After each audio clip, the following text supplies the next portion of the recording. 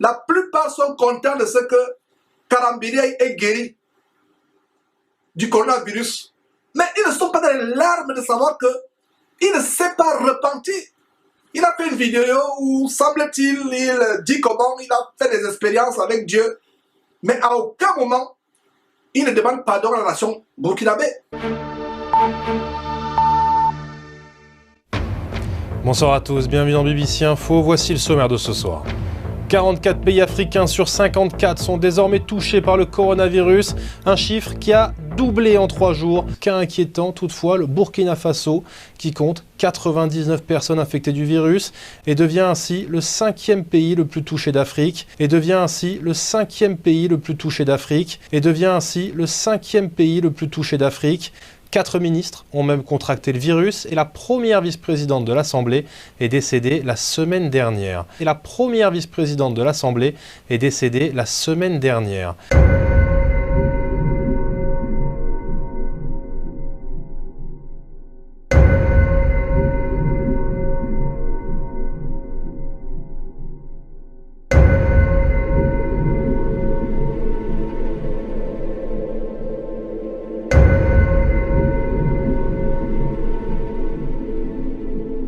Sur le continent africain, désormais une centaine de cas de coronavirus ont été confirmés dans 11 pays. 2 cas ont été recensés au Burkina Faso pour la première fois. C'est un couple burkinabé rentré à la fin du mois dernier en France. Ils sont en quarantaine dans un centre hospitalier en périphérie sud de Ouagadougou. Cette patiente ayant récemment séjourné à Mulhouse en France avec son époux et une 3e personne est rentrée le 24 février 2020 sans aucun symptôme. Elle aurait présenté de la fatigue, un rhume et une forte fièvre le 28 février qui a nécessité une consultation médicale par un médecin de famille qui a diagnostiqué sur la base d'analyse médicale et traité une dengue. Devant la persistance des signes initiaux et l'apparition d'une gêne respiratoire, la cellule de veille du ministère de la Santé a été alertée.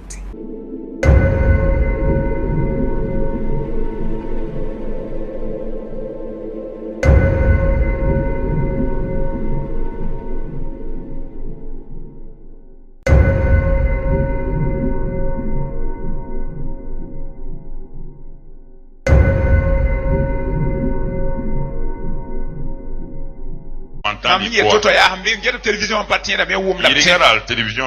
la télévision maintenant. Envoie, je vais leur parler. Envoie ça, ok. Regarde, c'est à toi que je parle. Voilà, il y a Voilà. Toi, tu sors ton corps la nuit, tu ne veux pas que moi je sorte.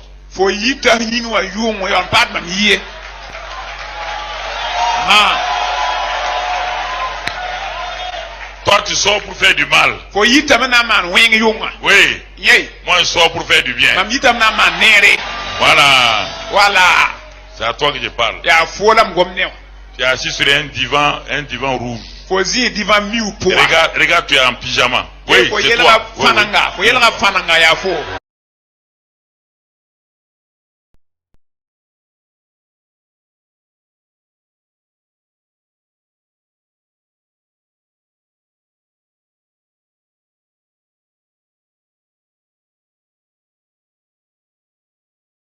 Je vous vois parfois dans vos maisons. Les gens ne savent pas ça.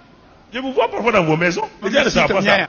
Je vous vois parfois dans vos maisons. Les gens ne savent pas ça. Parfois, je regarde les gens, je ris. Parfois, je regarde les gens, je ris. Parfois, je regarde les gens, je ris. Parfois, je m'arrête, je regarde quelqu'un, je lui parle de ce qu'il a dit avant-hier dans sa maison pour qu'il comprenne que je suis au courant. Non, pas du mal, hein. Non. À aucun moment, il se repent de ce qu'il enseignait. À aucun moment, il ne demande pardon à la nation burkinabé.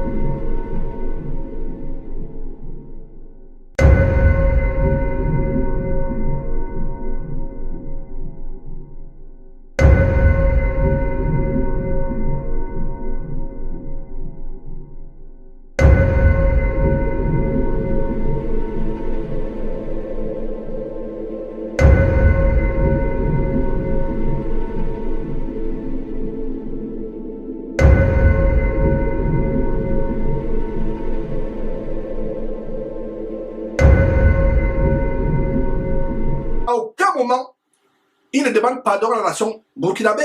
À aucun moment, il se repent de ce qu'il enseignait. À aucun moment, et ça nous afflige, mais les gens sont contents. Oh, il a guéri. Vous vous souciez de la guérison du corps. Vous vous souciez de la guérison de la chair qui est poussière et qui retournera un jour à la poussière. Nous tous allons retourner bientôt à la poussière. C'est une question de temps. 1000 ans pour les hommes, c'est un jour et même une seconde devant Dieu. Bientôt, vous et moi, si le Seigneur Jésus ne retourne pas tant, bientôt nous allons retourner à la poussière. Vous êtes content de ce que la chair a été guérie. Mais vous n'êtes pas triste dans l'abattement, dans les larmes chaudes de ce que l'âme se dirige à l'enfer. Oh, quel chrétien vous êtes. Donc, en même temps que mes frères,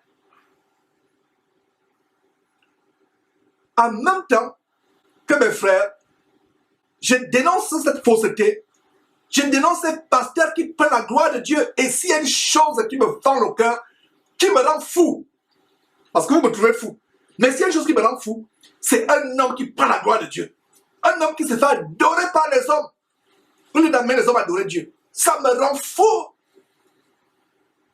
Mais en même temps, s'il vous plaît, demandons à Dieu de leur faire grâce s'il est possible. Vous ne souhaiterez pas l'enfer à votre pire ennemi. Qu'est-ce que la mort? Moi aujourd'hui, si je meurs et je vais au ciel, ça devrait être une joie pour mon épouse, pour mes enfants. Mais si je meurs à 100 ans et je me retrouve à l'enfer, oh là là, à quoi aurait servi à Georges de vivre 100 ans pour se trouver en enfer? J'aurais préféré mourir à 2 ans ou à 2 mois, étant un bébé, et me retrouver au ciel que de mourir à 150 ans, 200 ans si c'est possible même de vivre jusque-là, et de me retrouver en enfer. La vie sur terre aurait été néant. Faisons attention, s'il vous plaît.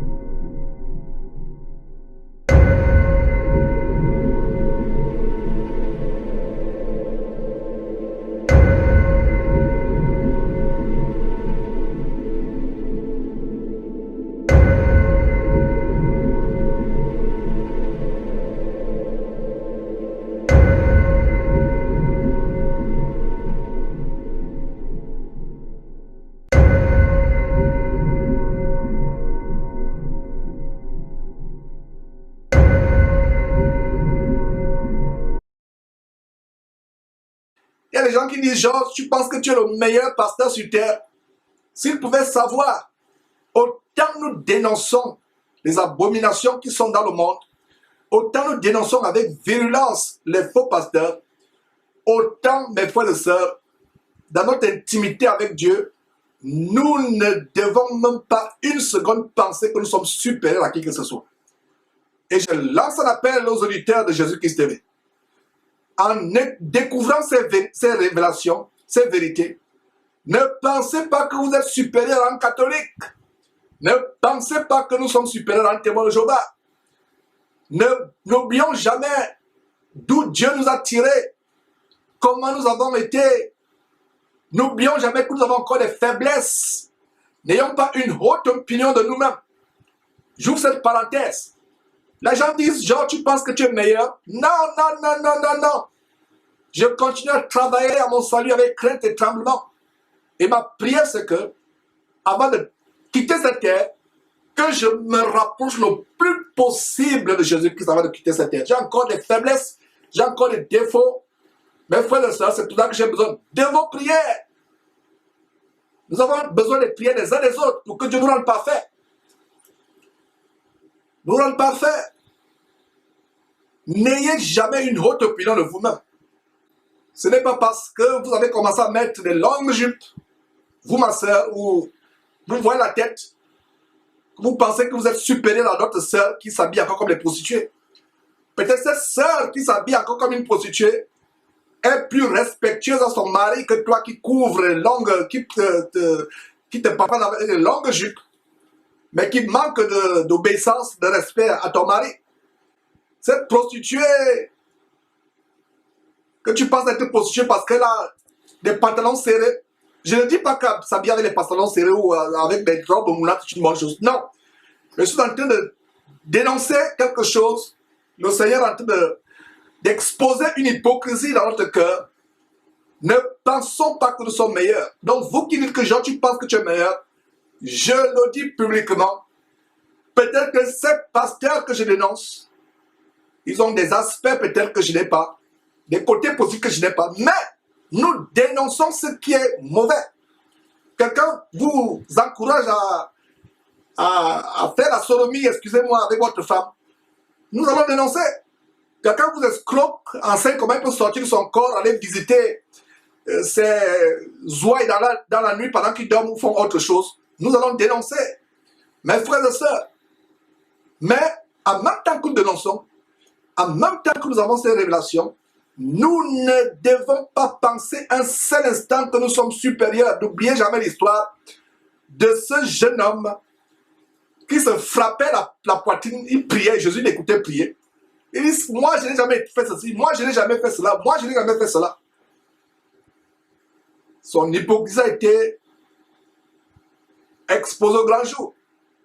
Donc toi ma soeur qui pense que parce que tu te couvres les jambes avec les longues jupes, tu penses que tu es devenu meilleur, ne méprise pas une soeur qui a encore des problèmes.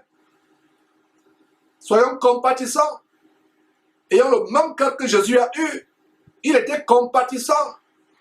Bien de fois, nous qui avons découvert cette vérité, nous sommes durs vis-à-vis des pécheurs. Jésus n'était pas dur vis-à-vis des pécheurs. Jésus était dur vis-à-vis de qui? Des leaders religieux qui atteignaient les gens en enfer.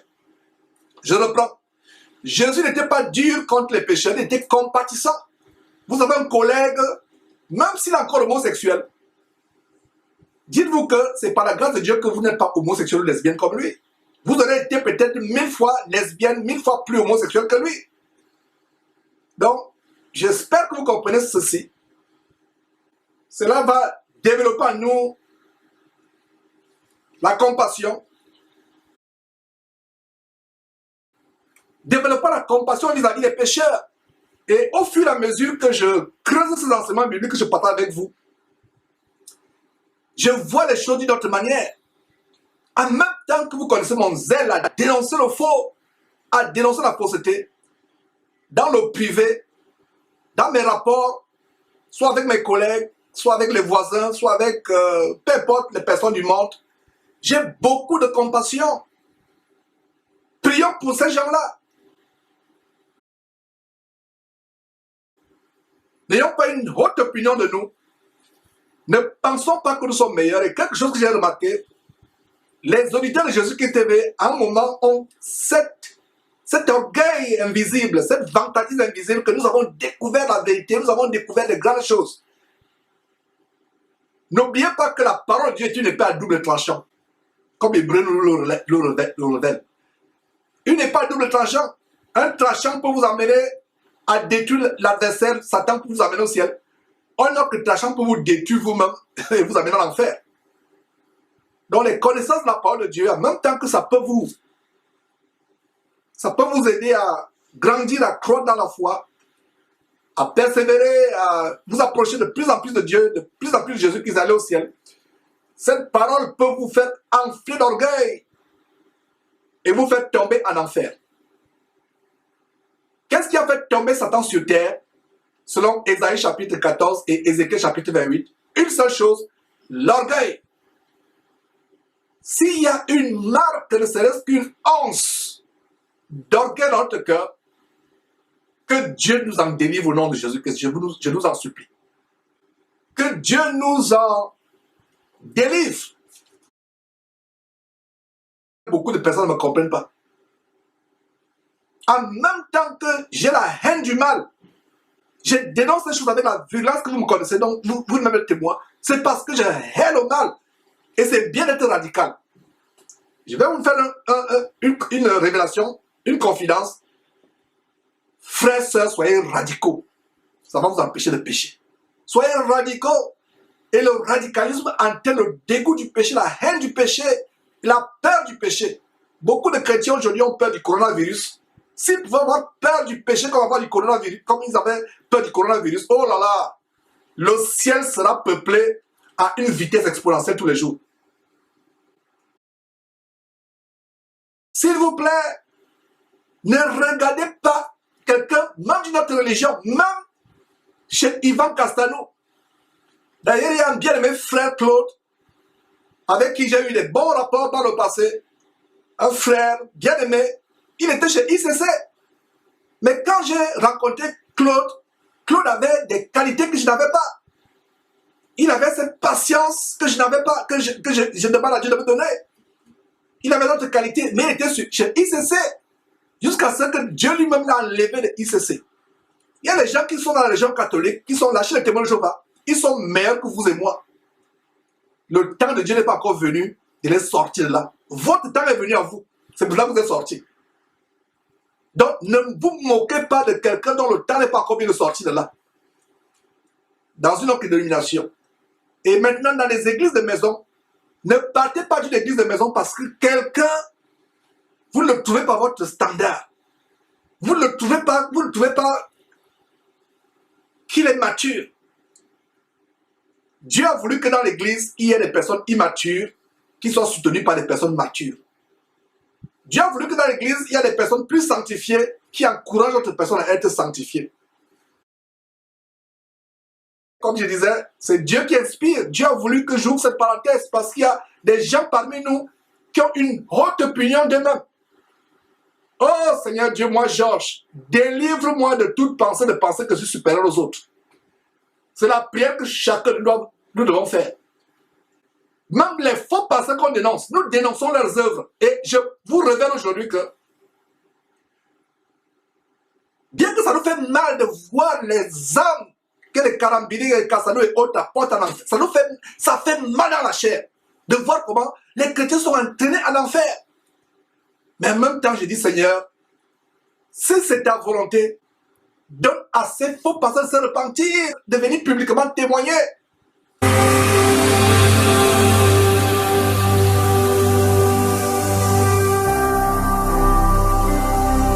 Jésus-Christ TV, vous connaîtrez la vérité et la vérité